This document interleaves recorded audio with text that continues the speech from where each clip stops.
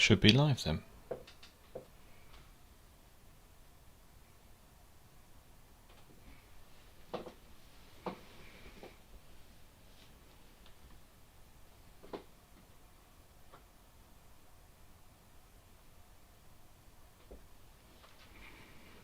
There we go, this time's worked. Brilliant. Okie dokie. Well, as things are just settling in, basically I thought normally we would go through patch notes as like part of a team. However, since going solo, rather than having that kind of back and forth between me and someone else, I thought it'd be worth having that back and forth between me and you guys while we go through it. So I'll stop watching it on my phone because that's going to drive me nuts. Let me know how the audio is, chaps. And I think we're good to go. So I'm going to start going through the patch notes. If you've got any questions or anything, just say. I'll just put ask any questions. Or say hi.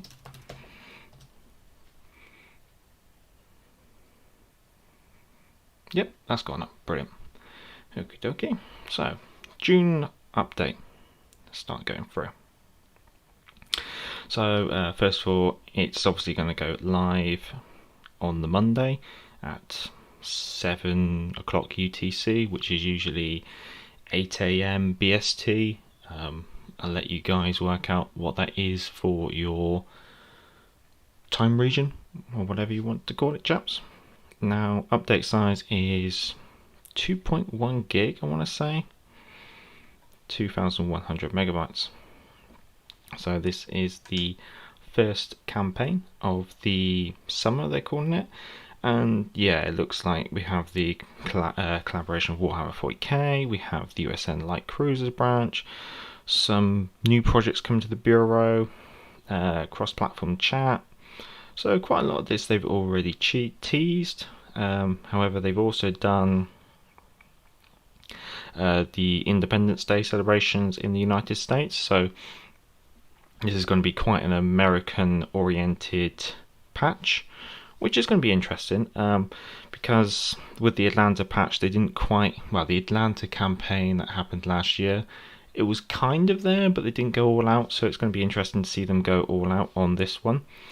Looks like we're going back to the New York port, which I think was Brooklyn, and we had it for Christmas. Now there is some teasers in the trailer, but from that, I think it's obvious there's like fireworks and alien spaceships flying around and things like that. So they've announced the new campaign, which is the Lone Veteran campaign, which is for USS Wichita.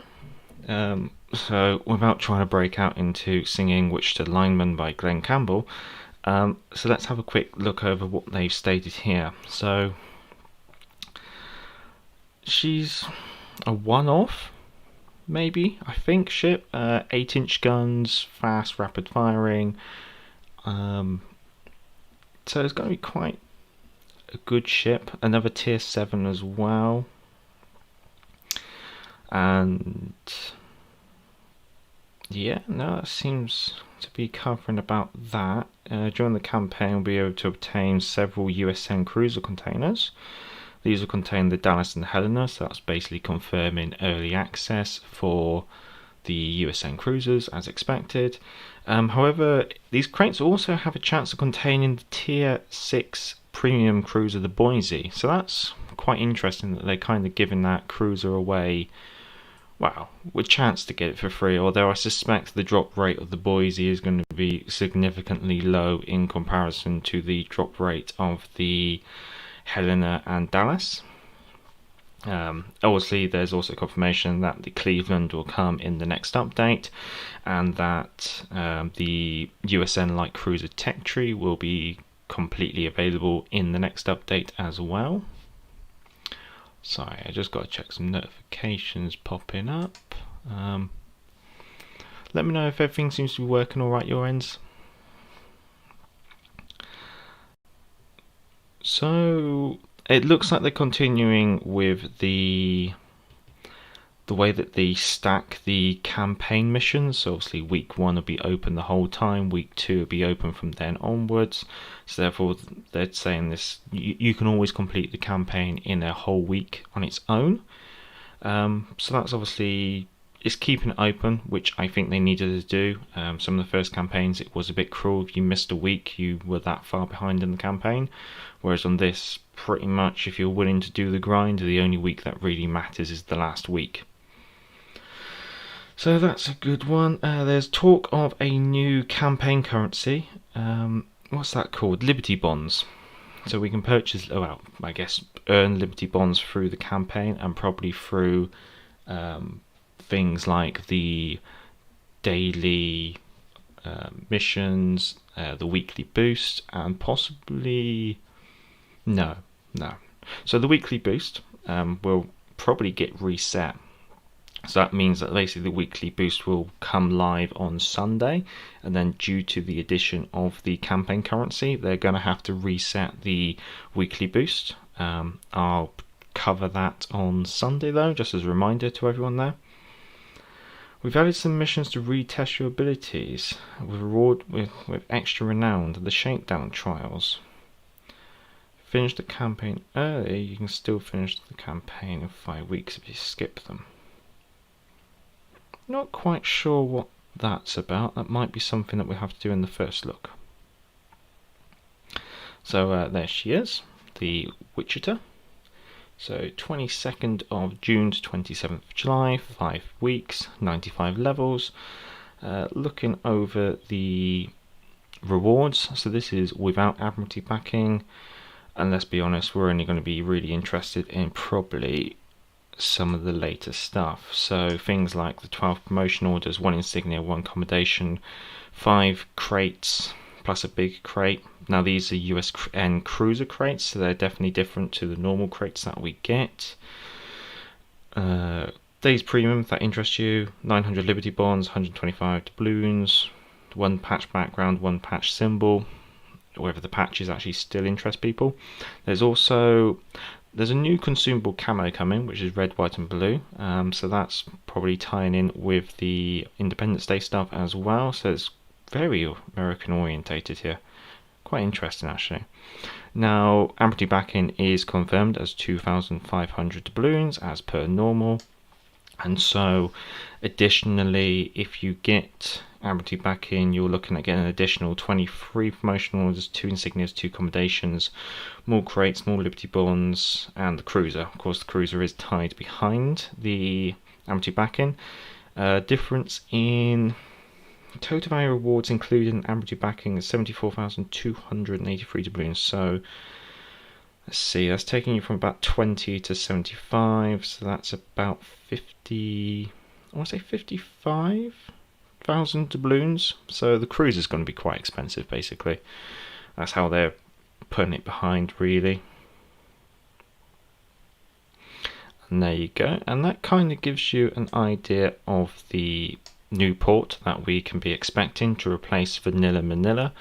So you can see lots of banners and stuff like that. And I think they're only just showing the corner of it, but I remember watching the trailer, I think there's a UFO floating off to the top left, so that could be an amusing thing for screenshots of cruisers and things like that as it goes along. So Project Red, White and Blue is the next one. So let's see, add even more stripes with the update. Oh, this is permanent camos, isn't it? New project, 8 segments, supplies stars and stripes, permanent camouflages for several USN cruisers. We got the Pensacola, New Orleans, Baltimore, so that's tier 5 to 7 cruisers. Dallas, Helena and Cleveland, so tier 5 to 7 light cruisers. And then Iowa and the California. But the California is going to be coming with a permanent camo anyway, I would suspect. That's interesting. I wonder. Oh yeah, wait. This is part of the campaign to get in the California, isn't it? So there's an 8-step mini campaign within the Bureau. Each step will grant you a permanent camo for one of these ships as you work your way through, and the California is the end goal, and of course it kind of comes with its own permanent camo. That makes sense. So California, from what I've been able to read about her from the PC version, she appears to be a Colorado, but she's been down tiered to tier 5, so that's interesting. So you got 16-inch guns coming in at tier 5, which is, well, that's going to hurt a lot of cruisers. A lot of cruisers. So that's horrible, basically. The only thing... Oh no, what's this? Ignore that, don't worry. The antivirus decided it wanted to boot up and do something. Oh, it's gone away, good. Yeah, I think reading her dispersion's pretty poor. So she's a Colorado, down tiered to tier 5. She's still going to have the decent range, but she's got bad dispersion, is the best way to put it as well. So that might explain why she's down tiered. And usually when they down tier a ship, obviously it makes it worse than the original ship, but also it can be considerably worse. But hopefully it's still better than... Is it in the New Mexico? So that's just covering off what the permanent camos are and what they are. It's all stars and stripes permanent camo, and there's the California in port. So yeah, pretty much what we're expecting really, and you can see a bit more of the UFO top left. Now patrons are coming to the Bureau projects on June the 22nd. The commanders, so the minimum rank will be rank 4 and the maximum rank will be rank 15. So this could be an interesting one. To be fair, I think you should have most of your commanders up to rank 6 anyway, because it's very easy to do that without promotion orders. It's gonna be when they get to about rank 11 or 12 when it starts to cost quite a bit of... oh, hello. Oh, I'm gonna get it wrong again, aren't I? I'm gonna call you Ben. Hello, Ben. I still don't know how to pronounce it. Is it... Jord? Oh, I do apologise. I'm sorry. At least someone's watching. Any questions, shout, or just say hi. Much appreciated. So yeah, patrons coming on the 22nd. So I wouldn't be rushing to rank commanders up to rank 15 for it. I think that's a bit cruel though, that they're tying commanders in for up to quite high rank. I thought they would have done like rank 4 to rank 12 or something like that, something that's quite achievable. Pushing it up to rank 15 where you need insignias to actually promote your commanders is putting it a bit out of reach of some people, which is quite interesting. And it looks like from having patrons you're going to be getting another +3 per second on the Bureau. So I wonder if it allows us to actually pick between multiple commanders. Researchable ships in the fleet project. Navigate to the from fleet screen. Research or buy a particular ship via this method. In the fleet section of the project segments are now activated. I'm not quite sure what that means. Is that basically meaning that they've made it a shortcut where if you don't have a ship for part of the Bureau, there's going to be a quick way of getting to that ship to research it or to that ship to purchase it? Should it be a premium? Not quite sure what they mean by that. 4th of July victory bonus. So on USN ships, extra victory bonus will be available tier 3 to tier 7 on American ships from the 3rd of July to the 6th of July. The bonuses are as follows. 2 camouflages for tier 3, 2 camouflages for tier 4, 2 camouflages for tier 5. Why did they not just bundle it all together? 2 camouflages and 1 basic container for tier 6, and 2 camouflages and 2 basic containers for tier 7. So I'm suspecting the red, white and blue is going to be the same as a type 4. That's pretty much what we've seen with most of the celebratory camos. I think only one of them has ever turned out to be a tier 3.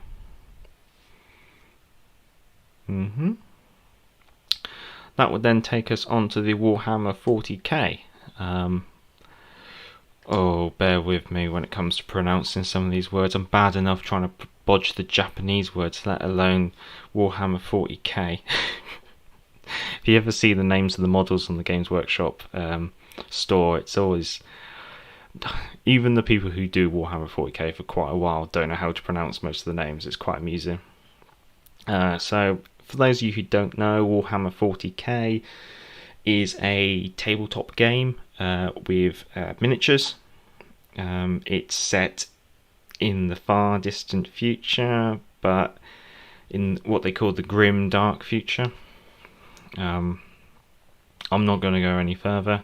If you know about Warhammer 40k, you know, and if you don't, you're probably not going to be swayed by this, but let's be honest. So they're bringing in 2 new premium ships, 2 new commanders, and I'm going to stab and say there's going to be 2 flags, and there's going to be 2 symbols to use. If they're as terrible as the Boise, it would have to be called the Doomed Line. Oh no, don't tell me the Boise's terrible. Well, while we're sidetracked, what it looks like from the light cruiser line is, even in the trailer they call them glass cannons, which doesn't fill me with lots of confidence. They call them glass cannons with lots of guns. Well, that's an Omaha, isn't it? And what's an Omaha well known for? Getting citadeled from every single angle. So that doesn't fill me with a lot of confidence when it comes to the USN Light cruisers. But maybe playing at range is going to be quite a strong thing for them. I just say don't get them close to anything and avoid anything that has decent AP, like the USN heavy cruisers or the Royal Navy light cruisers, because they got their sticky shot, which will really hurt. So back to the Warhammer 40k. So all the exclusive available in the premium store. So basically, if you want this, you're going to have to pay for the Warhammer 40k stuff. There's no way of being able to earn this through any kind of tasks or anything. So this is going to be one for those with deeper pockets, or who are more inspired or driven to get them.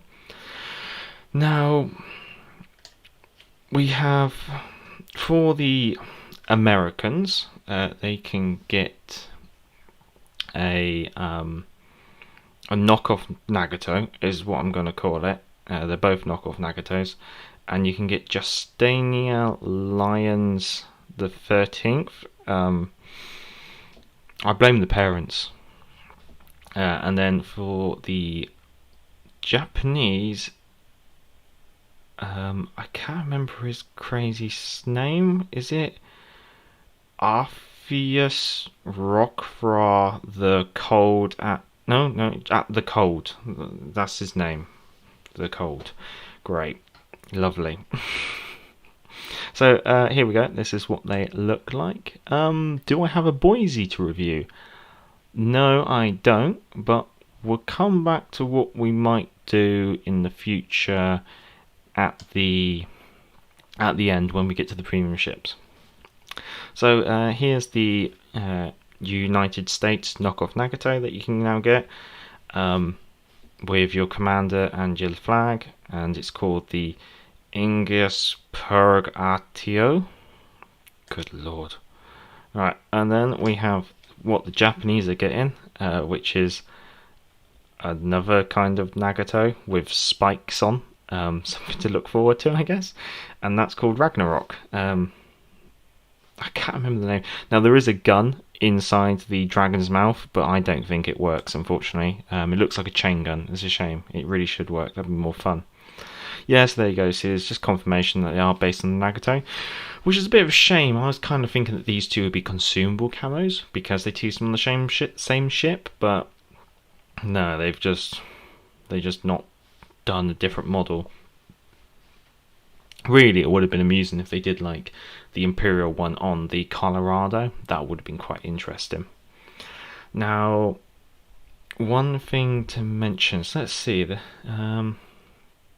So similar to the Nagato, with more vertical pronounced ballistics. So that means the shots are going to have a more flat trajectory, faster reloading guns, significantly smaller HP pool, so that doesn't fill me with a lot of confidence, but more nimble, so they're more battle cruiser like, I guess you could say. The one that the Americans are going to get won't have access to aiming systems. I don't know why. If they're pretty much the same, why would you change it? Now this is the commander traits. Now, I think it was a name that was who commented earlier in regards to these abilities and how they are very situational. Should I say polarized? I guess you could say. So, Argavius Ragnarok the Cold, for the Japanese. Blind Rage is the base trait, which increases your ship's damage plus 20%. While the catapult fighter is up and reduces the fighter's duration by 65%. So for 45 seconds, less than 40 seconds, your damage is going to be increased by 20%. And usually you only get 3 planes, so that's really strange. And because you could possibly apply this to cruisers, they obviously nerfed it for cruisers, so it's only reducing it to 6% damage. So you increase your damage output by 60%, by 6%, I should say, and your aircraft is only going to be up in the air for less than 3 minutes. It's a shame they nerfed it for cruisers, because that's probably the only time it would have made any sense, really. Now he has a unique skill, which is Avatars of Slaughter. Increases the maximum damage of your increases the damage that your superstructure receives plus 25%, while reducing the damage your Citadel receives minus 25%, and increasing your ship's shell damage by 15%.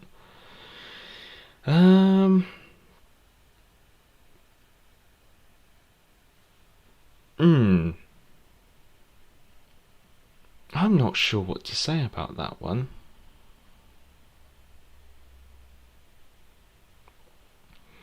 It seems quite...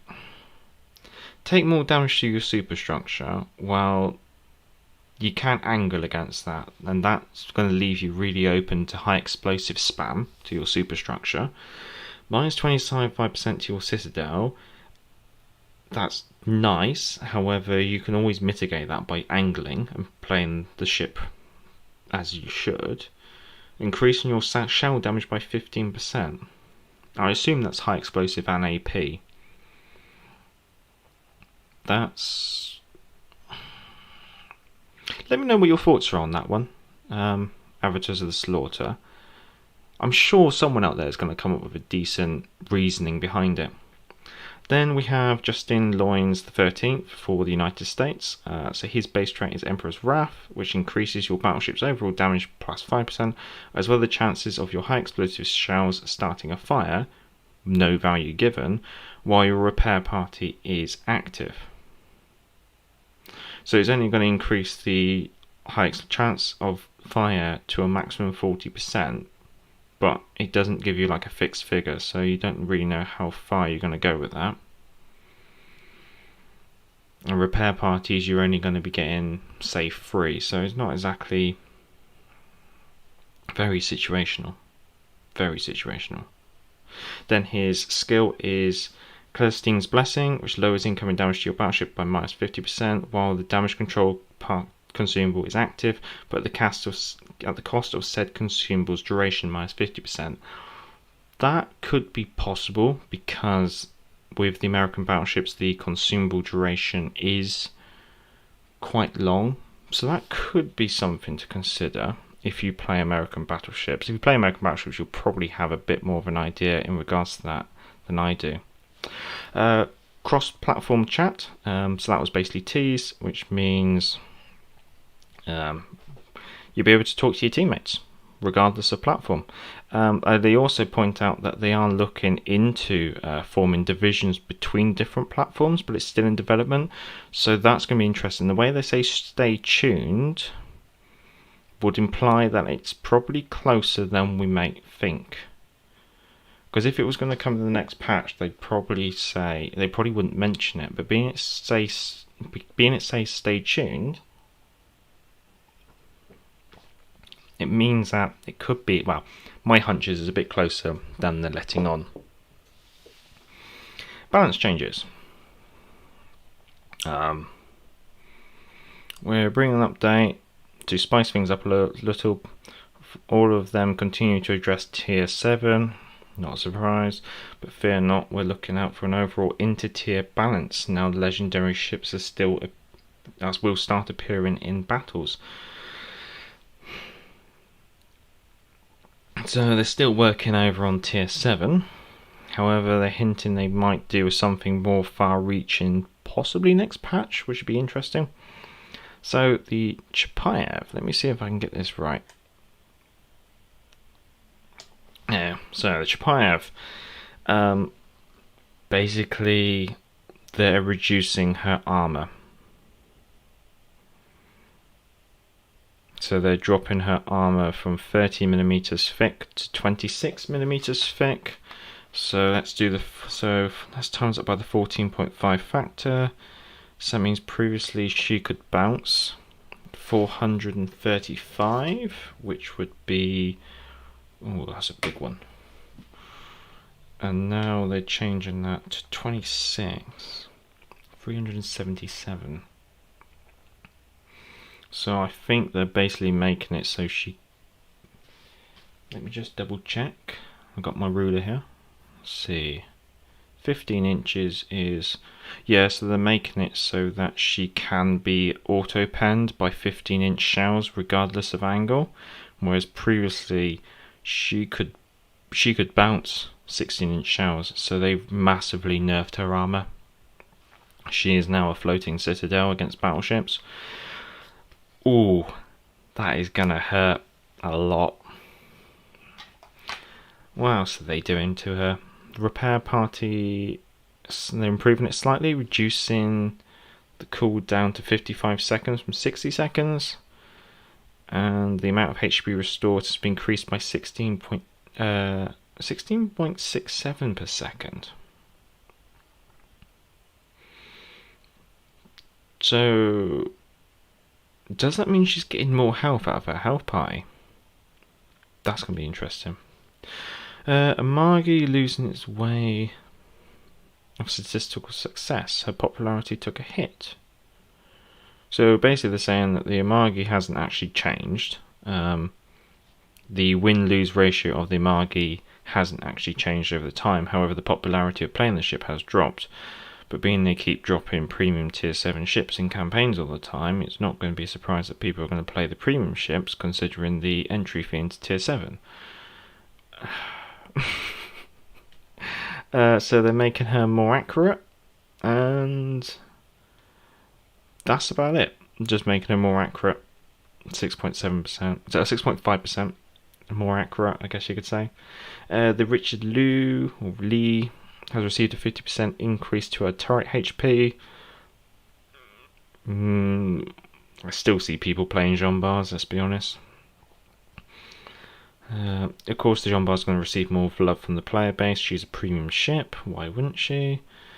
Her turrets can be disabled pretty easily if people can reduce their health sufficiently to get the knockout blow, because obviously you have to reduce the health of a turret by 75% before it starts doing the calculations to work out if it is a devastating hit on the turret. Comparison does lack some burst damage thanks to Jean Bar's main battery reload booster, but she will be able to better sustain damage over longer times with both turrets operating. I'm not exactly saying that's a massive change.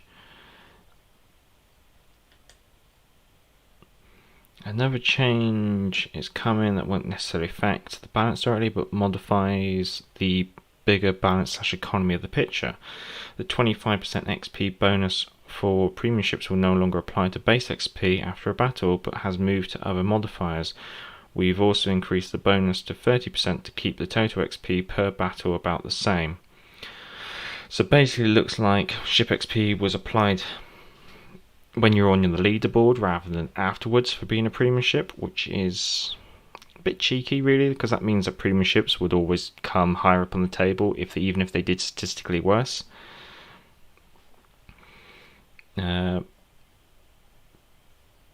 Short version is that the only modifier in the team results tab is now victory. So okay, so it is confirming there is a plus 50% XP between the winning and losing teams, so they get 50% more, so if you're on the losing team and you get more XP than the best player on the winning team, you got to remember that theirs is multiplied by 50%, so that means you did really well. I always wondered what the factor was, whether it was 1.5 or something. It was very hard to work out the correlation. This means, and also being in premiership no longer affects your rank on the team. Matchmaking hasn't been left untouched either. Basically, they're just matching the number of destroyers per team, which ideally I think they should just do that for all ships, but they're saying they're not going to bother doing cruisers and battleships, but having an additional battleship or having an additional cruiser can really make or break a game, considering the amount of HP and DPM between the two classes, battleships for HP, cruisers for DPM. But that's nothing much more there. Miscellaneous improvements and bug fixes.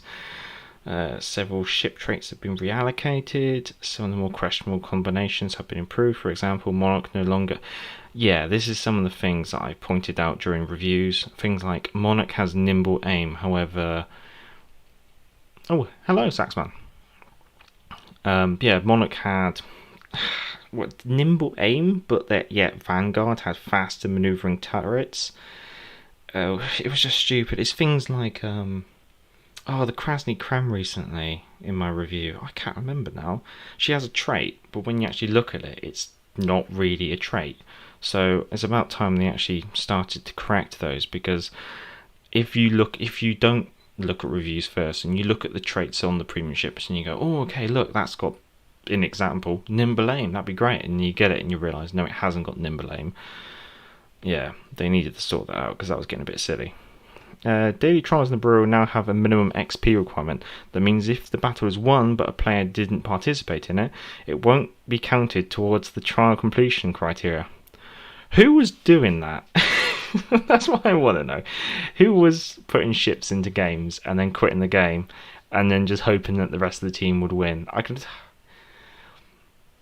I'm sure I probably seen some people do that in versus AI, but the interesting one is if they, by introducing this minimum XP requirement, would be how that affects people playing it in AI, the Bureau trials, daily trials in AI, because obviously you earn less XP in AI, and if they set it at a certain level, that's going to almost negate being able to play AI in order to complete the daily trials. And if that's the case, that does mean there's probably going to be more daily trials than you can probably achieve. I know for myself, I've been able to do the daily trials for the Alaska, the Gross Kurfürst, and the Yamato all within about an hour. It's quite disgusting, really. Just playing AI, just get over and done with, then I can focus on playing the ships I want to play. If they set that minimum XP requirement too high, that's going to force everyone into playing standard mode, and of course in standard mode it's not just seal club in the AI, it can be a bit more, especially if everyone's doing it. You've got more seasoned players playing the lower tiers at the moment due to the Bureau, which means it can be just as grindy almost. Now, in previous updates, big containers could drop duplicate ships that were compensated for their full price in doubloons. From now on, there will be no duplicates in these containers. How many crates would you have to buy to do that as well? God, some people must have been buying a lot of crates to actually then have that happen and complain. Personal missions, such as those that came with Soviet battleships, could erroneously be obtained twice, yet only completed once. The correct behaviour for them is single use. That's responding to a bug almost in the last patch, which seems a bit odd. Defends and captures are super easy against AI. I get all 9 defends in one match. No, that's a good call. I find with those defender ribbons, I find the British cruisers a bit better for it. I don't know why, whether it's the rate of fire or whether it's being able to get in close and use a smoke screen. I just seem to have quite a bit of luck at doing it.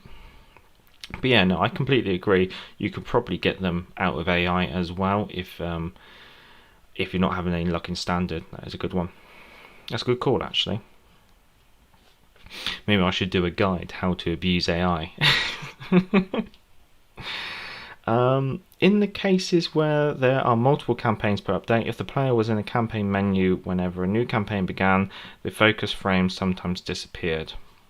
I don't know what that means. The back button sometimes flashed when a player checked mission progress from the battle results screen.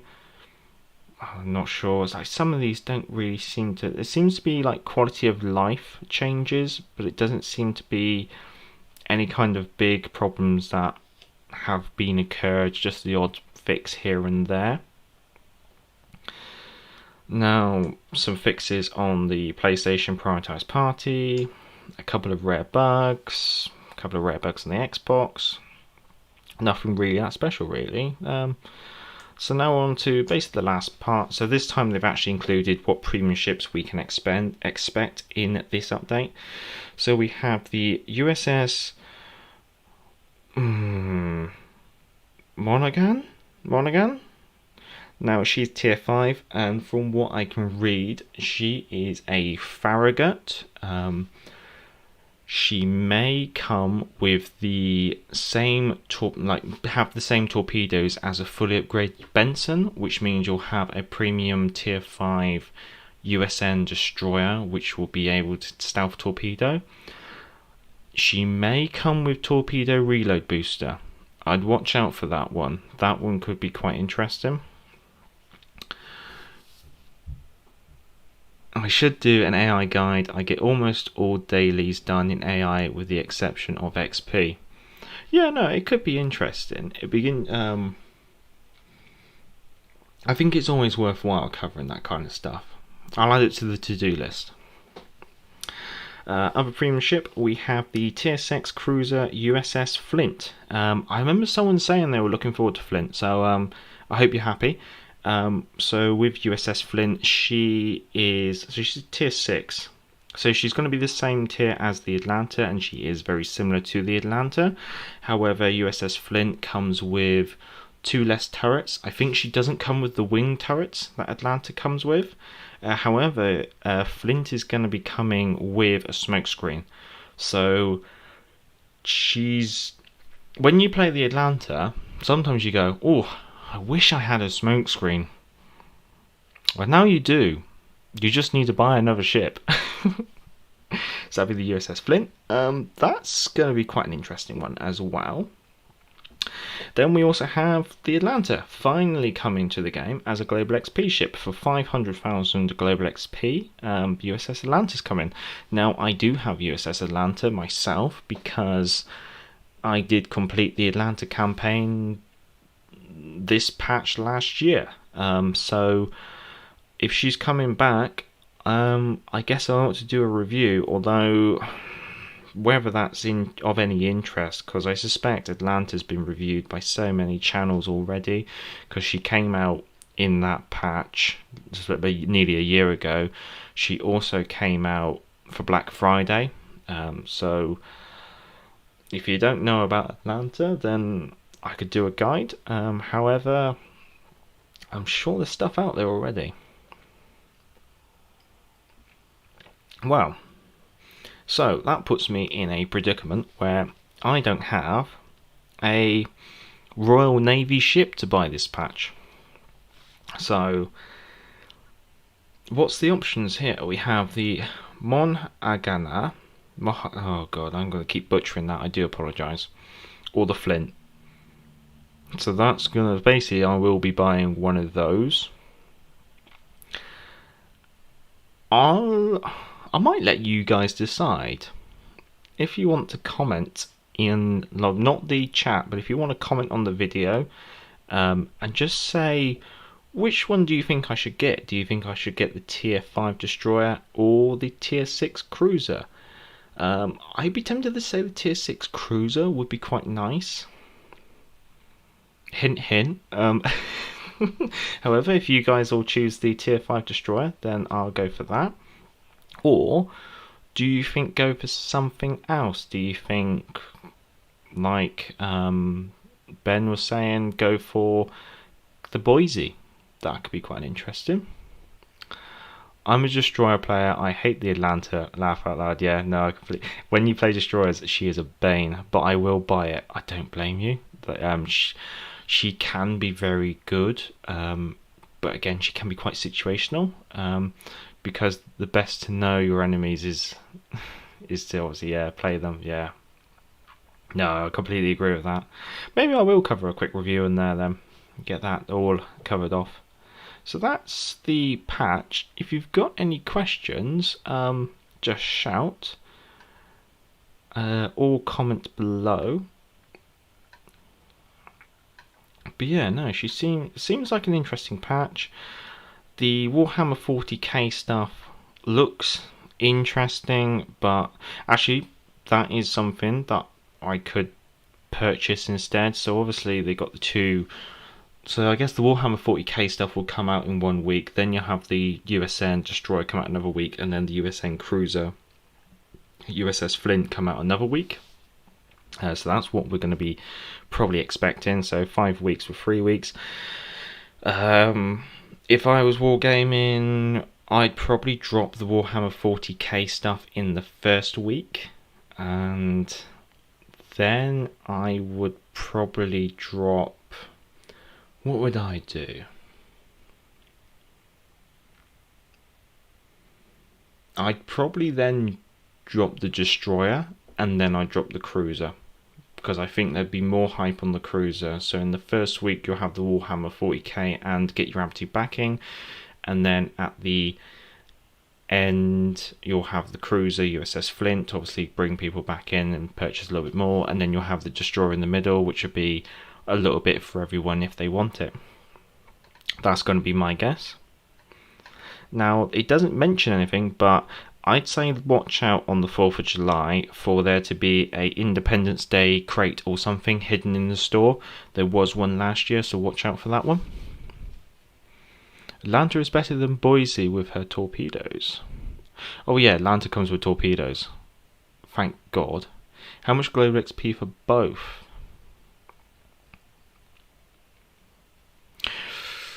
Can you clarify what you mean by there, Saxman? XP for both. Is that Boise?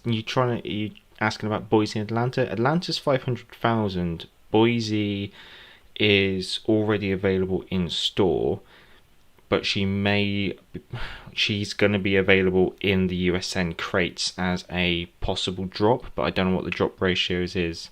She can't be rushed as the Boise. Yes, no, having torpedoes on the Atlanta is an absolute godsend. California.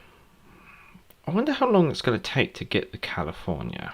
What they're saying is 8 steps to get there. There's no end date on the project, so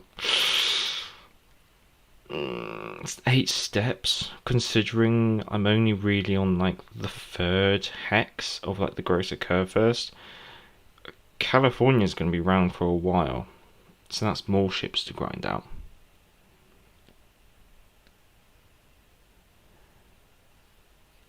Oh yeah, yeah, no, great tip on the 4th of July. Much agreed. I'm a destroyer player too. I play all the lines to be a better, yeah, as a DD. Amusingly, I played mostly the cruisers and the destroyers to understand destroyers, especially. I play British. I play British everything. Okay, massively biased. I have to be honest, but in order to understand the enemy, you have to play them. Like Saxman said, and I played. Basically, if I find I'm having trouble with a certain tech tree when I come up against it, I usually go play it to work it out. It's just when it comes to each Atlanta tier 5, I think, and the tier 5 destroyer. The tier 5 destroyer will be for doubloons. I would guess 10,000 doubloons. That's how much tier 5 seems to drop for. So I could see. I'm going to butcher it again. USS Morgana. Oh, God's sake, I'm sorry. Will be probably about 10,000. USS Flint. She could be 12,500 or 15,000 doubloons. I'd be tempted to say she's going to come in at 15,000. Yes, like cruisers are a must. Much agreed. So, yeah, California's going to take a bit of a grind to get. USS Wichita does look very, very interesting. Fast firing, 8-inch guns. I have to completely agree. That is going to be. And she looks quite tanky by the way they describe her. So that's going to be really nice.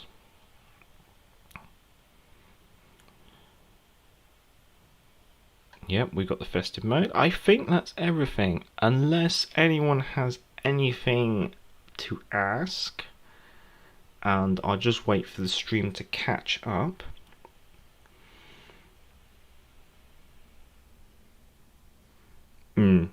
Okay. A name that was, yeah, it was you earlier who. Oh, I can't. My brain's gone foggy now. Amusingly, I think someone noted that they leaked the Wichita early by accident because the trailer came out really early this morning. I wasn't really expecting it to arrive, but it was before 10 a.m. here in the UK when it dropped. So that was quite a surprise. But then maybe it's because they messed up and they dropped the video accidentally early. I think someone said it got spotted in a playlist, and because it was in the playlist, people then basically started talking about it in Reddit. What I might do, I might just quickly bring up the comments because I'm trying to remember. It's been a long day at work. I do apologise.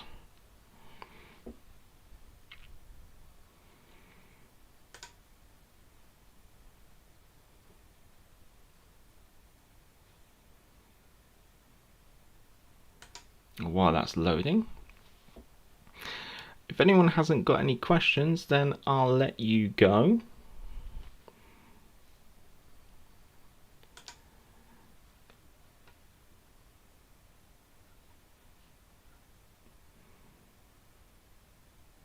Yes, name that was. I was referring to your comment earlier in this live stream in regards to the base traits on the 40k commanders being a bit situational, not being that great. That's what I was referencing. The Atlanta will be available on the 22nd. Will she be available on the 22nd? I'd be tempted to say she is. I would, if I'm going to hedge my bets, I'm going to say that Atlanta will be available on the 22nd. That's. Did the Krasny Krem drop on the the Krasny Krem dropped in the first part of the patch, and so did Monarch. Did Monarch? Yeah. Yeah, so the free XP ships always usually, but rule of thumb, they seem to drop at the start of a patch, and going off of what happened with the Monarch and the Krasny Krem, I'd be tempted to say the Atlanta will be available on the 22nd.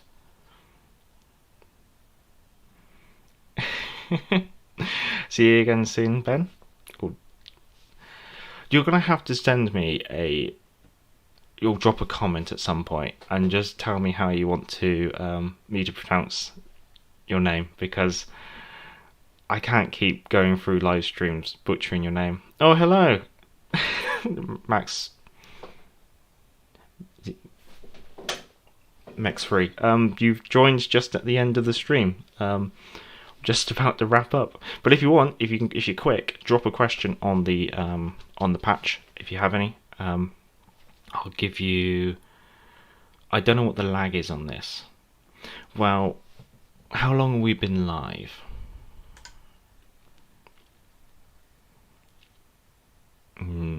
I shouldn't challenge the computer, should I? Sorry, I don't have a very good laptop. But it's been interesting to do.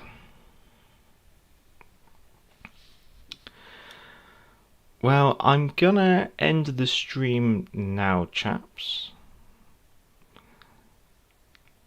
Start again.